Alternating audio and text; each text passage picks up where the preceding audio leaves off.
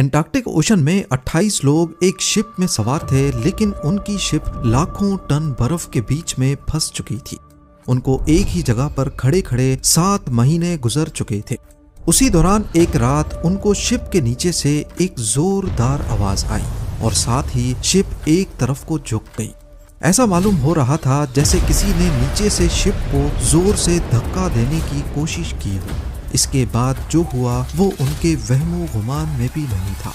नाज़रीन, Antarctic ocean जहां लहरें बिल्डिंग्स जितनी ऊंची, हवाएं 100 किलोमीटर पर आवर और पानी का टेम्परेचर इतना कम कि इंसानी जिस्म का खून जमने लगता है, इस ओशन में सफर करना मौत को गले लगाने जैसा ही है। ठंड और लहरों की वजह से बच भी गए तो पहाड़ों जितने बड़े बर्फ के तोदे आसानी से शिप को कुचलने की सलाहियत रखते हैं। मगर आज से 111 साल पहले, जब ना टेक्नोलॉजी इतनी एडवांस थी और ना ही शिप्स, इसी खौफनाक समंदर में 28 लोगों के एक ग्रुप की शिप फंस गई थी। खुले आसमान के नीचे उन्होंने चंद हफ्ते या महीने नहीं बल्कि हैरत अंगेज तौर पे पूरे 2 साल गुजारे।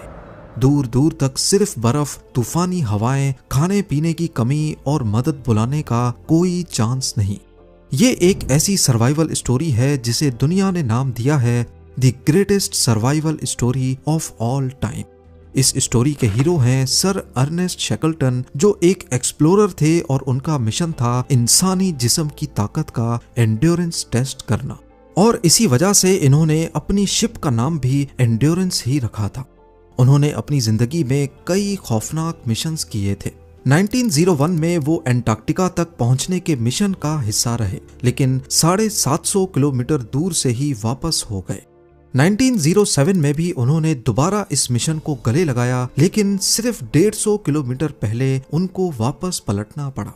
और अब की बार 1914 में उनका प्लान ना सिर्फ एंटार्क्टिका पहुंचने का था, बल्कि उन्होंने इस कॉन्टिनेंट को पैदल क्रॉस करने का इरादा किया था।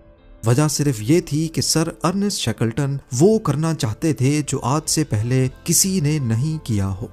इस मिशन को इंपीरियल ट्रांस एंटार्क्टिक एक्सपीडिशन का नाम दिया गया, और क्योंकि इस मिशन की नेचर काफी खतरनाक थी, कोई भी इस मिशन पे जाने के लिए राजी नहीं था।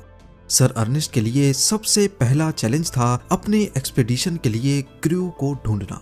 तभी उन्होंने एक एडवर्टाइजमेंट लिखी और उसे द टाइम्स न्यूज़पेपर में पब्लिश करवा दिया। याद रहे कि ये कोई आम टूर ऑपरेटर का इश्तिहार नहीं था। इसके शुरुआती अल्फाज थे man wanted for hazardous journey. इसमें साफ साफ लिखा गया था कि पैसे बहुत कम मिलेंगे, जानलेवा सर्दी का सामना